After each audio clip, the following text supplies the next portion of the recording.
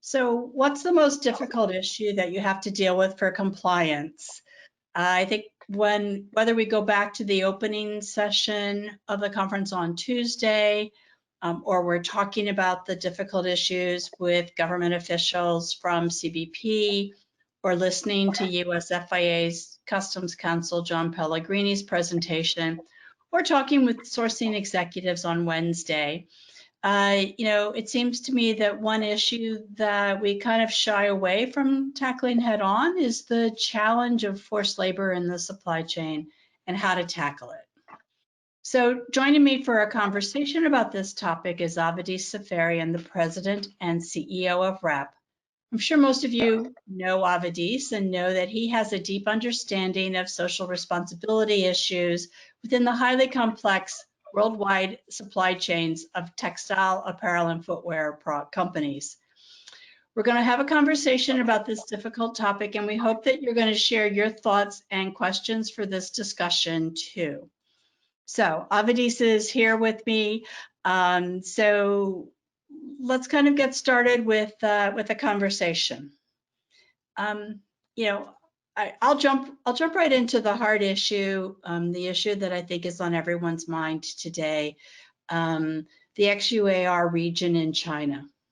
Between all the press coverage, the WROs by customs, the Treasury regulations from OPEC, and the Uyghur bills that recently passed the House, this is obviously an issue of concern for all fashion brands and retailers.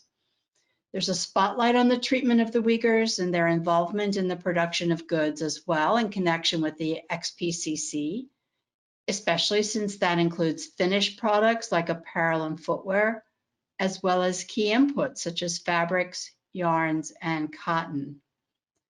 Can you share your views on the implications to the fashion industry and what actions brands and retailers can take and should take?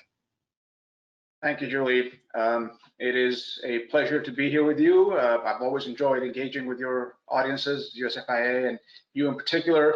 I know you've had a robust series of conversations over the last few days. I don't know if you've saved the best speaker for last, but you certainly saved the best topic for last in terms of currency and sort of potential impact on the supply chain. As you point out, the issue with the Uyghurs is front and center, and we've got all kinds of regulatory policy and trade activity around it. It is a very, very difficult one to tackle. I'll speak about the Uyghur issue specifically, since that's the question you asked, but really the underpinning issue and sort of the topic for this session is forced labor. We have to keep in mind that with the Uyghurs, there is a massive forced labor component to the challenge, but don't forget that this is happening in a much bigger social political context in China. And to the extent that we as a supply chain are caught up in it, the implications for Uyghur workers in our supply chain is sort of our area of focus. The larger humanitarian issue, I fear, is one that has to be tackled above our pay grade. This is a government to government issue and a sort of government to its own people issue. But when it comes to the impact on our supply chain, as I said, the concern is that you have forced laborers, Uyghurs, who are making product for you or making product that is raw material for your product that are going to be in your supply chain. And this is a violation of our commitment against abuses of human rights and fairness in labor, specifically against the forced labor provision. And as you noted, there are specific legislative challenges and trade challenges, the WROs, the OFAC Treasury regulations, and the potential for what will effectively be a blanket WRO on anything with any nexus to Xinjiang in the form of 6210, the House bill, one of the two that passed overwhelmingly, and frankly, as we know, has momentum behind it. And whether it moves in the lame duck or not, we don't know, but there is still the prospect in the upcoming Congress. So what can you do and what should you do? So I start by sort of ring fencing where we can do something with regards to ensuring activities in your own supply chain. the big bill that would make anything with any nexus from Xinjiang be stopped at the border is hugely problematic, because as we know, 80 to 85% of Chinese cotton comes from the Xinjiang region. And if you're sourcing anywhere in China and you're using domestic cotton, odds are you could be caught up in this. But even if you're not sourcing from China, you're making product elsewhere, Vietnam, Bangladesh, Italy even. A lot of these places get their fabric from China. And so that risk of that supply chain nexus is real. And the real problem, of course, as you know very well, Julie, with the bill is the sort of automatic presumption it makes that it must be forced labor if there's a connection. It is a rebuttable presumption, but how do you prove a negative? Very, very difficult. So the way to concentrate on that is, as I said, to do your utmost, to do your due diligence with your supply chain, to make sure that where you do have direct visibility and direct control, you are satisfying yourself that there are no forced laborers of any stripe, but in this particular case, Uyghurs from Xinjiang in your facilities. Well, fortunately might not be the right word. Factually speaking, there is very little first-tier production in XUAR. It is mostly raw materials coming out of there. So if you are doing any kind of first-tier work in Xinjiang, then for sure that is a big concern and something, bluntly put, that you probably ought to reconsider at this point. But if you're sourcing elsewhere in China, the question becomes, how do you check that the workforce that is in the factories that you're making your products in is being responsibly sourced? There is no forced labor in there, there's no Uyghurs. So this can be done in the form of good audits, and obviously RAP is a program that can help. There's a little more to it in this particular case that we do. As an example, we talked about the OFAC regulations and the requirement that all US businesses wind down anything having to do with XPCC, the particular organization, and various entities have started putting together known lists of known entities with ties to XPCC. This is a massive conglomerate, and these lists are never going to be exhaustive, but they are a start. And so we at RAP, for example, when we do our audits, not just in China, everywhere, but specifically in China, we're asking of these factories to list their top raw material providers. And we're checking that list against the XPCC list to make sure that these factories that we're certifying aren't connected with known XPCC entities, which would then put US brands and retailers at risk of violating US law if they are to source product from these factories. So the kind of enhanced due diligence that is required in this particular case is that. I mean, that's a good example of that. And I can talk more about sort of the Uyghurs and XPCC and this particular challenge if folks want. I don't want to exhaust just the whole hour on this topic, but I do want to expand to forced labor writ large to make this conversation hopefully a little bit more productive, because this is a particularly pernicious example and one that is front and center, but the underlying problem is the number one issue regardless of the Uyghur challenge right now. The idea that nobody should work involuntarily, right, is one that we all agree with, but the modern sort of day version of indentured servitude is very different from the slavery of yore. You're not going to simply go into factories looking for people chained to their desks. That's obviously not acceptable, but that's not happening. What you want to check is, how are these workers who have jobs in these factories getting those jobs? What are the conditions under which they're keeping those jobs? Because if there are violations of human rights and labor rights that essentially result in modern day servitude, it is in conditions that are not readily apparent. If a worker had to pay to get the job in this factory that you're sourcing from, some agent is owed thousands of dollars, and this worker basically is having his or her paycheck go straight to that guy's pocket. That is modern day slavery. That is forced labor, and that is not acceptable in today's supply chain. So your role as a buyer is not only to act responsibly and source responsibly yourself, but to ensure that the labor being sourced, the labor being employed is being done so responsibly as well. That is the bigger issue, and one that is front and center, and one particularly pernicious example of the violation of that is the XUAR and the Uyghurs. Thanks. I totally agree. I think it is a kind of an existential issue for the industry. I want to ask you if you could maybe go into a little bit more depth talking about the shift toward mandatory human rights due diligence. And I think, you're on the ground, working in the factories and working with the brands and retailers. But there's a lot that's going on, as you say, above our pay grades. Could you maybe expand a little bit about that? Sure, I'd be happy to. It is actually something that we ought to pay very close attention to as an industry because there are some worrying implications.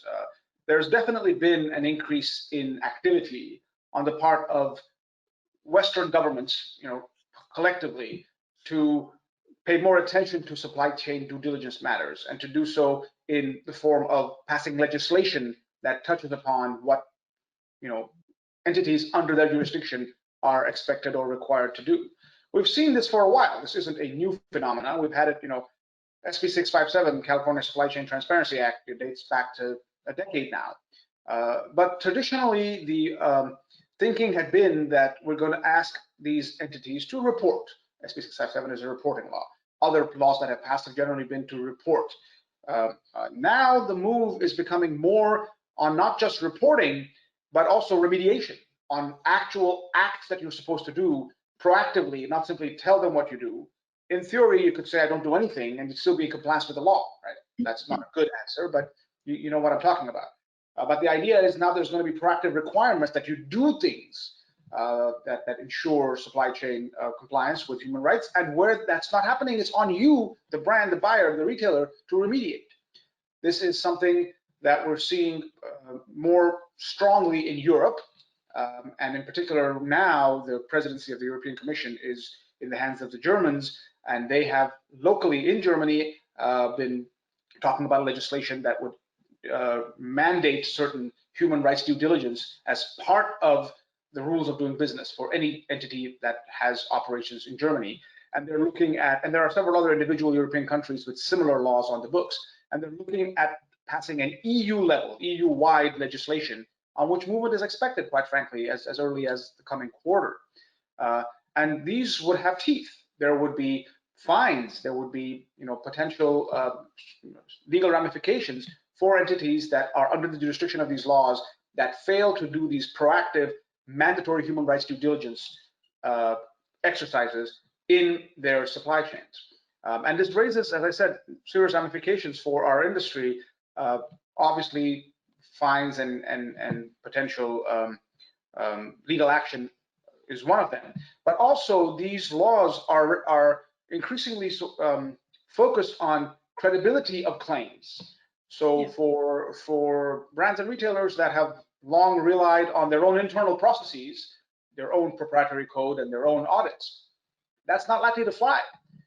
You're going to need to validate your supply chain practices and the mandatory human rights due diligence compliance through independent certification of these conditions. So there are some real serious implications and changes to come. And with the, I guess I should still say, likely new administration coming in, the expectation is that it will be considerably more labor focused. And so I think conditions in the US will start to get closer to mirroring those in Europe with regards to potential legal requirements being tacked onto industry expectations for supply chain social compliance due diligence.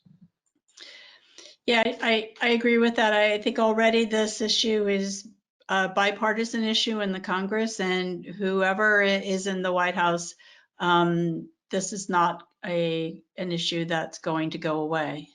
Indeed. So, I think, it's a really important and thoughtful point to look at, all right, what's the trend and what's the pressure for professional third-party certification schemes like RAP for social compliance?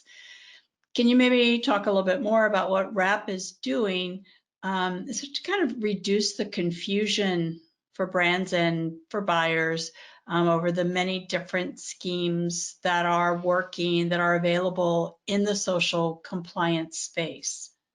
Well, thank you, Julia. I love that question. Happy to talk about it. In fact, In the last edition, the July edition of your seminar series, I was fortunate enough to be part of that too, and spoke a bit about a particular thing RAP is doing in this regard, and that was a white paper we issued back in June called Synchronization. It was, as you recall, a play on words to describe a new paradigm for supply chain social compliance management that moves away from brands and retailers using their own proprietary codes and instead developing a menu of options that include a handful of independent, professional, credible organizations like RAP that will then meet their needs and address the supply chain social compliance issues across their vendor base.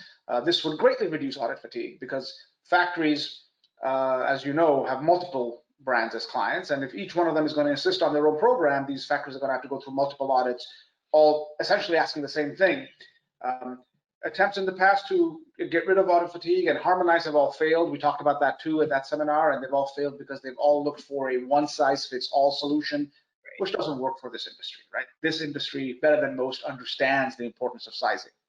And we are going to be at different places in our supply chain journeys as entities, as brands, retailers, and manufacturers. So our ability to effectively and efficiently address our supply chain social compliance needs cannot be one that can be solved with a one-stop shop or a single-size solution. Each one has to curate a menu of options that fits their needs at that time.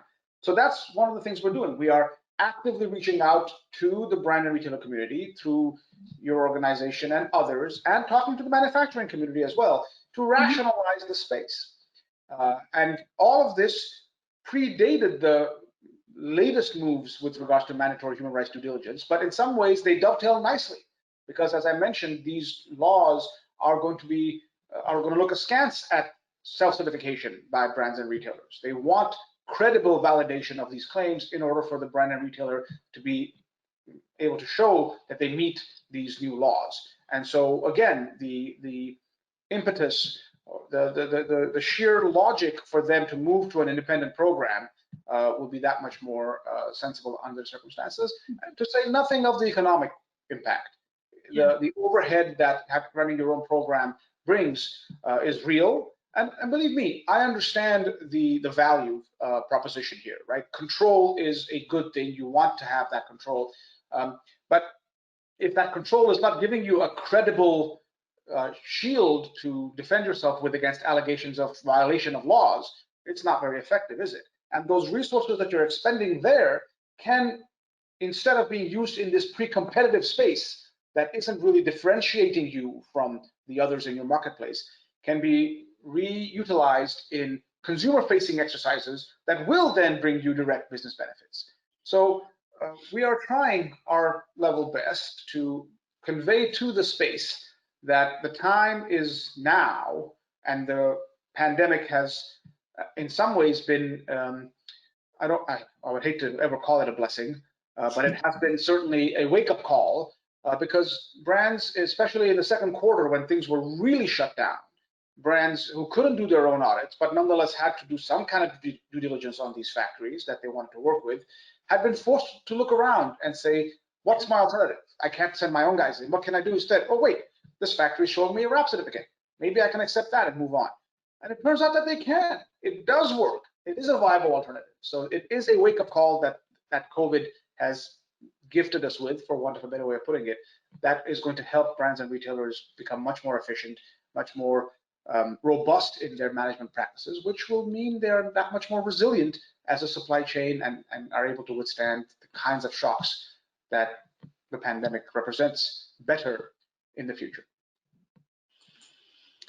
Thanks. I know we've covered a lot of ground, and before we open up though for some engagement by the audience with their questions, I wonder if you could just share your views as someone who's been in this space for almost 2 decades now, about the fashion industry's journey when it comes to social responsibility, and where do you see it going? I totally agree with your point, and we had one of our presenters earlier this week talk about what she called the wisdom of COVID, meaning, you know, we have learned things that are improving, I think, our how we do business, going forward because we had to adapt during COVID times.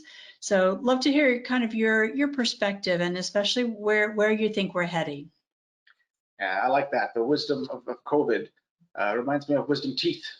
And I think it's a similar parallel here. Painful.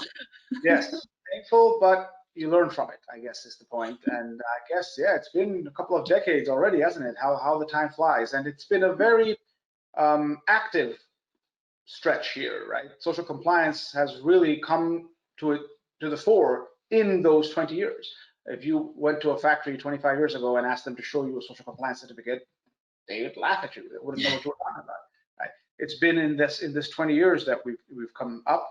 And you know better than most, Julie, the sort of genesis of this industry back in the mid 90s and the whole Kathy Lee episode and the wake-up call for the industry in recognizing that this whole shift to the outsourcing model has come at a cost of visibility into the supply chain.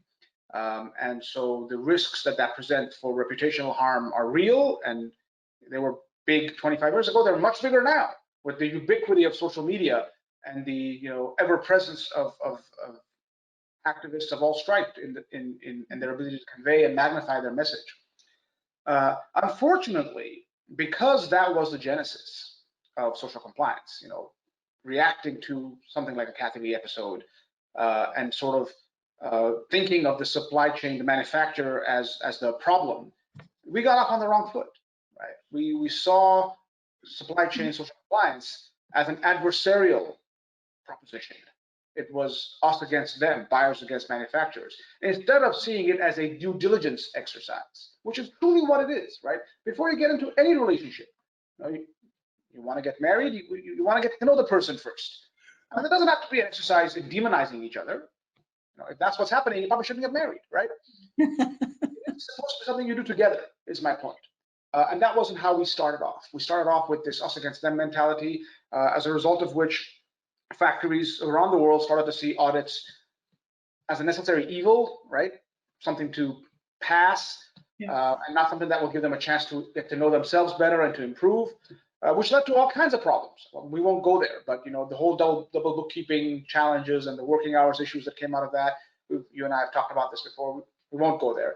But that wrong footing that we started off on has haunted us throughout, and it's time to start correcting that. I think one of the other wisdom of COVID elements that emerge is the recognition amongst the space that the brands and retailers that have come out of this, I won't say unscathed, because nobody is coming out of this unscathed, but less scathed, if there is such a term, have been the ones that have had better relationships with their vendors to begin with, the ones that see each other as partners. You've heard about all the griping is, again, not the right word, all the angst being caused by manufacturers complaining about buyers not paying for their orders or changing terms and all of that. The ones that are going to come out of this less scathed are the ones that haven't had those problems, because they've got good relationships and they've worked together with each other. They've seen each other as partners. They're married in the sense of we have done due diligence, we understand each other, and now we're going to continue down this path, knowing that there's good days and bad days. Right? So we have to reset the thinking, and that's what I'm expecting to see more and more of.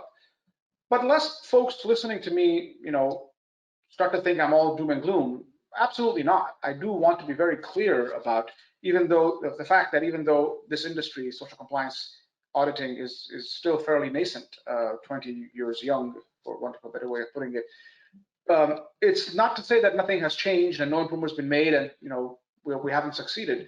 That's patently untrue. There's no question in my mind that your average apparel or footwear factory today is in a much better place overall than it was 20 years ago. And that is because of the great work your members have done, this industry has done. We've contributed at RAP to raising the bar. There's still plenty more to do, but let's not confuse the fact that we're not yet where we want to be with the idea that we have failed completely. That's not true. The evolution is ongoing, and this is an inflection point that brings with it some wisdom along with the pain, and that wisdom is going to be away from that old proprietary programs that cause audit fatigue and don't really deliver much credibility because they're not independent, to the menu of options, this idea that we're calling symphonization, that a handful of credible programs like RAP will serve as the solution for all the players in the supply chain as a whole, and the move towards thinking of compliance as a holistic supply chain issue, not a us against them, one side versus the other issue. That's the expectation. That's certainly the hope, but I do believe that we are headed that way. And things that will, impact that are the legislative agenda that we talked a little bit about, and sort of maybe some of the trade and other challenges that are going to force the finding of new sourcing destinations. That will then further bring along questions about how do you familiarize yourself with the conditions in this new country? Well, best use an independent, credible program that's already there, can speak to you better than your own guys spending, a year or two to get up to speed. And again, still not be credible because they are internal. So that's the broad trend that I anticipate. And certainly we're seeing the first steps of those taking place already. It will come to pass. It's just a question of who adopts it quicker and who lags and maybe suffers for doing so. Thanks, Avadis. And we're going to open up for questions in a minute. I do want to say, though, that one thing that I have seen in my engagement with the Hill, with congressional contacts, as well as with the administration, is totally to validate that the fashion industry, apparel, textiles, footwear, home textiles, is far ahead of pretty much all other industries in terms of having already understood this was a key compliance issue and engaging on this issue for a long time. It's not new to our sector. And for some, when the business advisory was released by the administration earlier this year, I think most US FIA members and the companies who were participating in this event said, yeah, we're already doing that. I mean, we understand the need for due diligence. It's kind of what do we need to do now in a hyper-focused atmosphere on this issue that we can do more. So I totally agree with that. Indeed, and in some ways, Julie, it's frustrating, right, that this industry at the forefront, having done more so than others and truly having made a difference, continues to be the one that's targeted. Continues to be the one that the NGOs and the activists go after, and continues to be the one that governments focus on.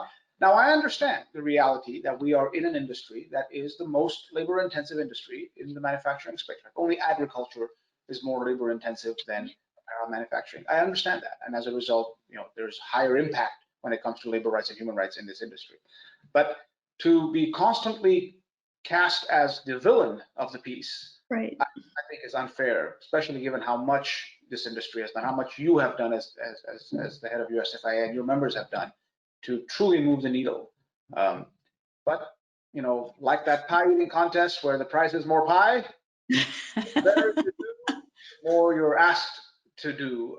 And I suppose that is the burden we have to carry. And we should maybe do so proudly, because it does really speak to how much we have indeed achieved, that more is asked of us. I totally agree with that. So Shannon, do we have questions from the audience, or do we need to encourage people to ask their questions?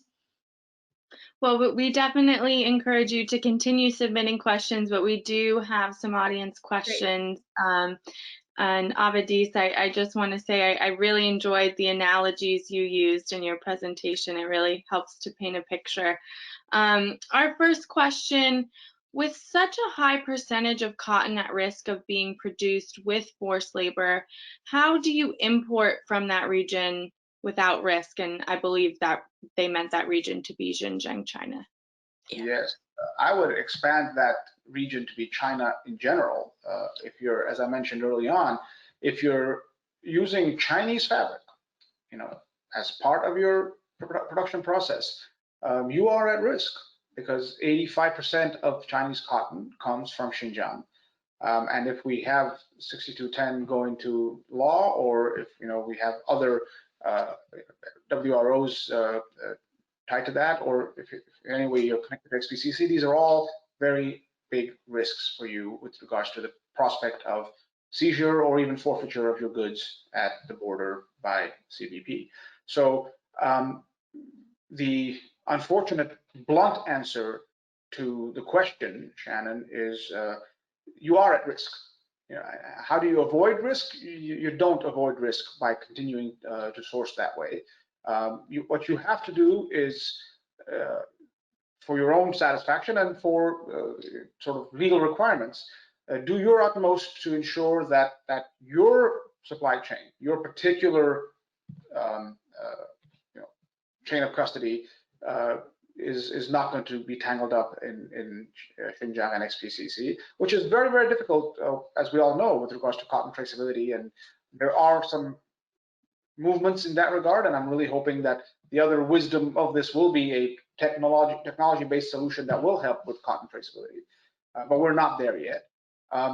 So the bottom line is, you know, if you're using Chinese fabric, you're in trouble, which is probably why Julie and many other trade associations are working hard to ensure that 6210 does not become law under its current terms, because that rebuttable presumption, but nonetheless the default presumption of anything with any nexus being forced labor is hugely problematic, because as you've just said, that 85% cotton establishment of a nexus is very easy. The way to go about this really ought to be we want to send a message very strongly that forced labor is unacceptable, but to presume that everything is forced labor is a step too much. Where you have credible evidence that that is the case, by all means, identify individual actors and say do not source from them. XPCC is an example. Then you have, as a buyer, the recourse. I am checking my supply chain to make sure there are no connections with these known entities. Right? There is a there. But if it's a blanket ban, then I really, bluntly put, don't know how you can say there is any way to avoid risk if there's any kind of Chinese cotton being sourced in your supply chain. So it's important, and I know Julie's probably talked to you all about this multiple times, that you lobby your congressmen, you talk to your representatives, and make them know that this law as it stands is not going to be very helpful. It's not going to be very effective, and it's going to be very hard to comply with, impossible to comply with, I would even say. But the reality is, as I said, that there's momentum behind it. So it is a challenging time, and if it does pass, then the answer to that question is there is no zero risk scenario. Well, there generally is no zero risk scenario in life anyway, but there's no manageable risk scenario even if we have a blanket ban. Great, thank you. And our next question, has China taken any countermeasures in response to WROs and other US actions against XPCC? Is there a concern that the Xinjiang cotton issue may eventually escalate into a new trade war between the US and China, given the Biden administration may emphasize on human rights and this is something hard to negotiate? A new trade war, Shannon? Is the old one over? Nobody told me. Yeah, the answer is yes, there is concern. At the moment, Chinese retaliation is essentially taking the form of denial of the problem, right? Despite all the evidence and despite media coverage and despite all kinds of independent reports out there, we still hear from the Chinese authorities that there's no forced labor here. There's no problem. So I don't know if that is going to be a sustainable path, but it certainly seems to be a chosen one right now. With regards to trade retaliation and the like, you know, I'm not sure if there's any one particular act you could point to and say this was the tit for tat. I think in general the relationship has soured, and we're hearing, you know, not necessarily outright calls for boycott of American products, but the frowning upon of engagement, you know, or encouraging the market, local market, to look elsewhere. You know, until recently, when travel stopped entirely, you know, in the period really preceding the travel bans, I've been hearing a lot of difficulties obtaining visas. American businessmen having difficulties obtaining visas to go to China. So again, maybe subtle measures, not flat out you know, tactics imposing a tariff here or a restriction there. But the broader question, is there a risk that things will get worse? I suppose the answer to that is yes. On the flip side, I believe today President Xi congratulated President-elect Biden after a long wait. I guess now we're just waiting on Putin, right? I shouldn't have said that, should I? But the point is that I think President-elect Biden is a much, I don't want to say is a known entity. I just want to say is an entity with a track record as a pragmatist, as a deal maker, as a legislator. That's what he's been his entire professional life, and he's good at it. So I do believe that the Chinese might feel somewhat safer with regards to sitting at a negotiating table, coming up with a deal which they will expect will be honored and will be balanced and will be driven by practical considerations and not, other things, and will be hammered out in a room with exchange of red marked drafts and not on Twitter.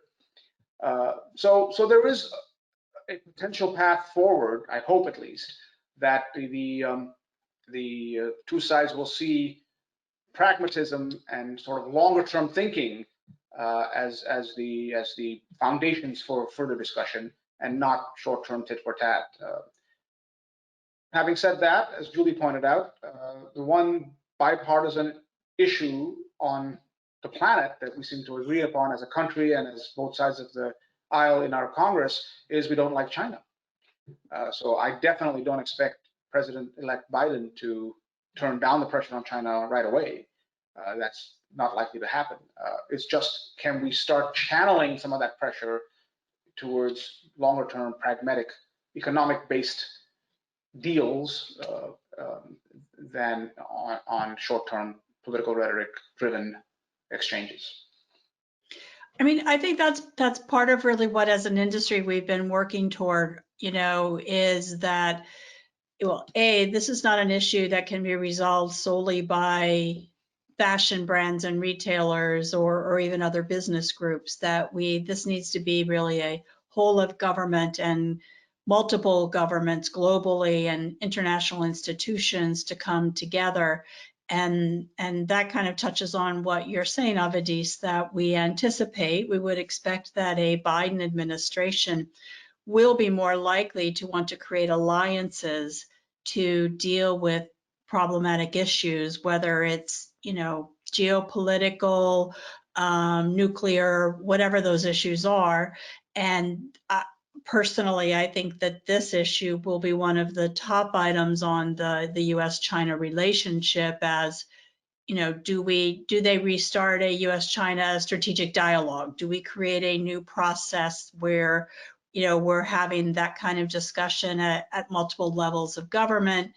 But this will definitely be one of those issues that will not be going away. But if we're talking, I do feel that if we're talking about it, that's a positive thing, and most importantly, a positive thing for the workers, the employees of American companies in China. I mean, I think that's part of the dynamic here, is that we want action to eliminate the forced labor and any human rights abuses. We also want to make sure that we're protecting, American representatives who are in China as well. So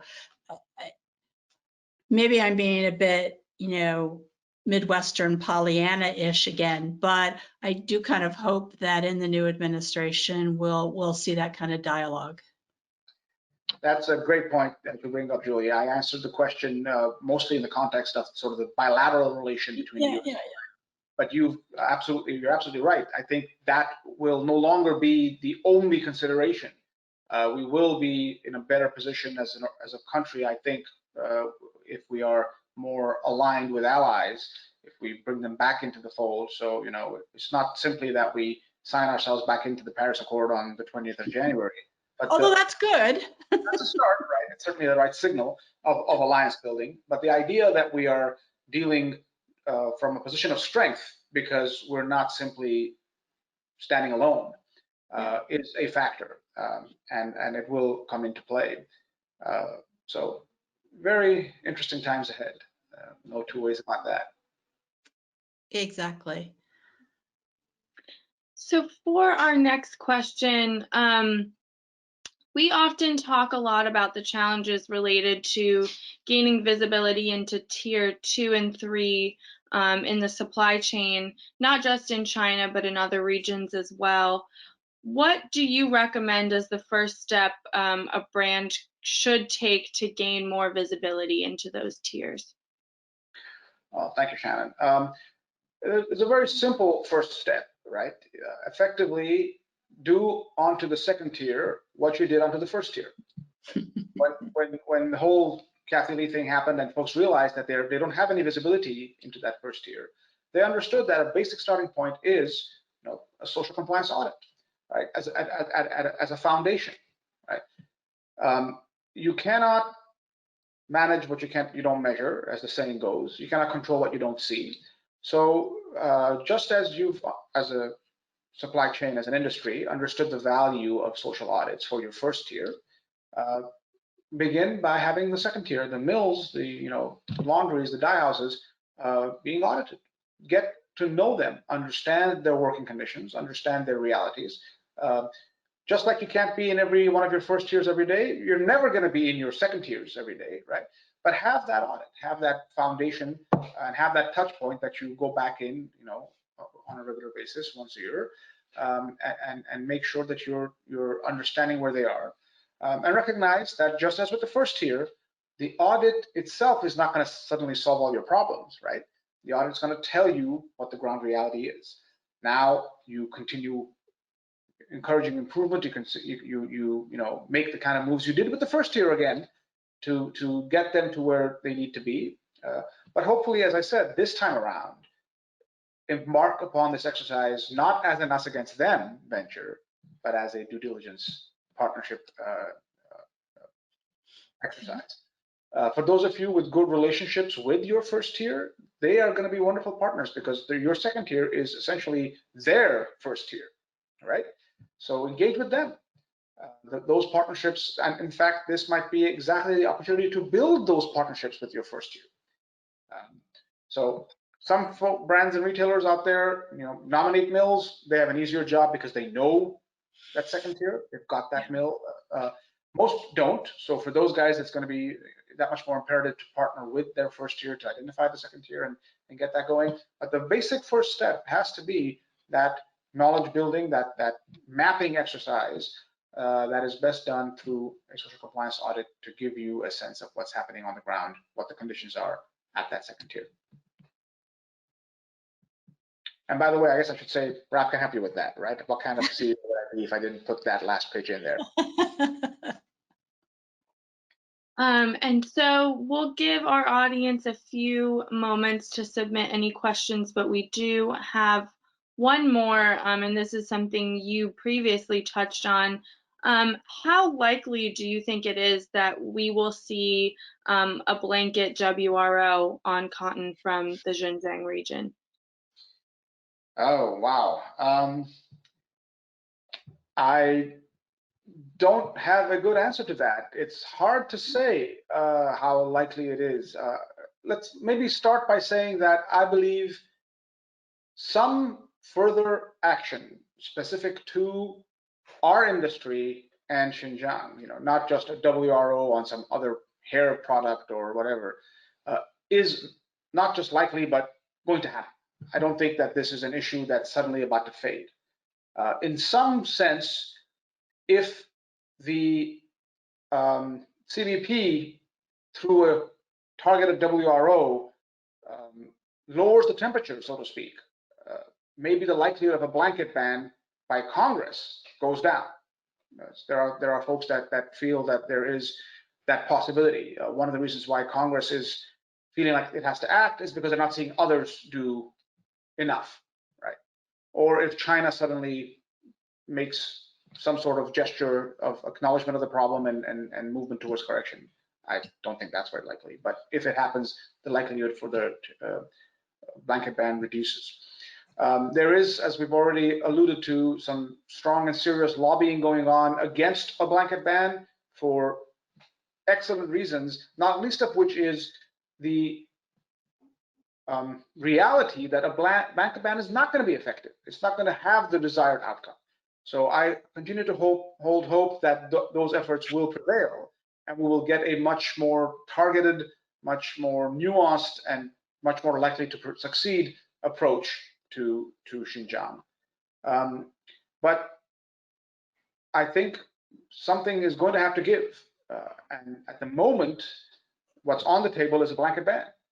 So in some sense, the odds are stacked against not having a blanket ban.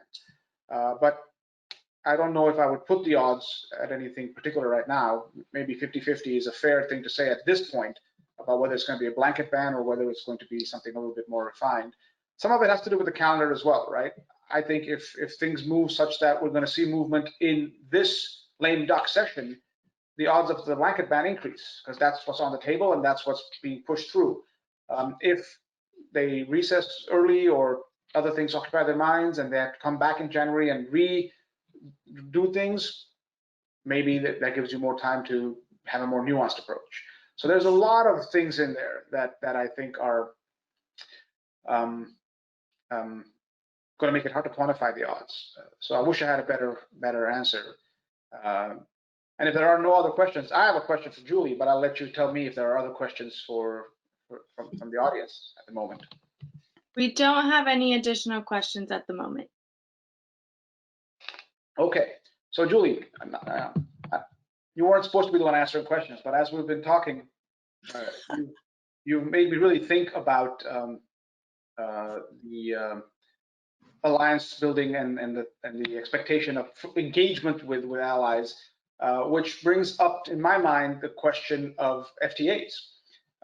Not a favorite tool of the current administration, certainly multilateral ones. Obviously, first thing we did was pull out of the Pacific Partnership, TPP. What are your expectations with regards to where we might go and how soon in the administration we might go in re-engaging in some of these FTAs? And do you think the implications for the labor provisions and environmental provisions in these FTAs are going to change, or will we be similar to what we did have in TPP or the most recent ones? I'm curious about that and the trade implications for this industry in particular. Sure. Well, I mean, let me kind of start with, I would not anticipate a Biden administration jumping right in and starting negotiations for more trade agreements. And I don't think they're going to touch TPP or CPTPP right away either.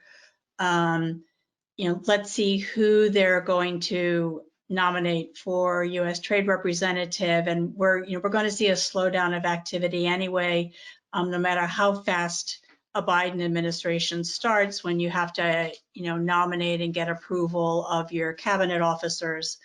But that being said, I think, in USMCA and the updated NAFTA, they included the provision requiring Canada and Mexico to match the U.S. forced labor law with, the total ban and no exceptions for consumptive demand. And I wouldn't be surprised to see that be something that a new administration or even a second Trump administration, honestly, might try to negotiate with our other FTA partners. Now, of course, it's hard going back to Congress, and Trade Promotion Authority expires in the middle of the year. So, when we talked about this on Tuesday, I don't think everyone anticipates that you're going to see renewal of Trade Promotion Authority easily from the Congress, no matter who's the president. That being said, I do think that going forward, this is going to be an issue that's going to be included in negotiations, and I would not be at all surprised to see that there are efforts to add this type of requirement to the FTAs that we already have. And probably go beyond that, because I think, as you noted, there's going to be a lot of input from the labor side to what policies are going to be. And it makes sense. It's logical that this is an area where in all of our trading relationships, we're going to be pushing for more action to support the US. The reason I bring that up is, as I mentioned early on in my remarks, I am concerned about the larger movement in governments, not just in the US, but in Europe and elsewhere, to really legislate social compliance, whether it's through mandatory human rights due diligence laws or whether it's through FTAs and the like.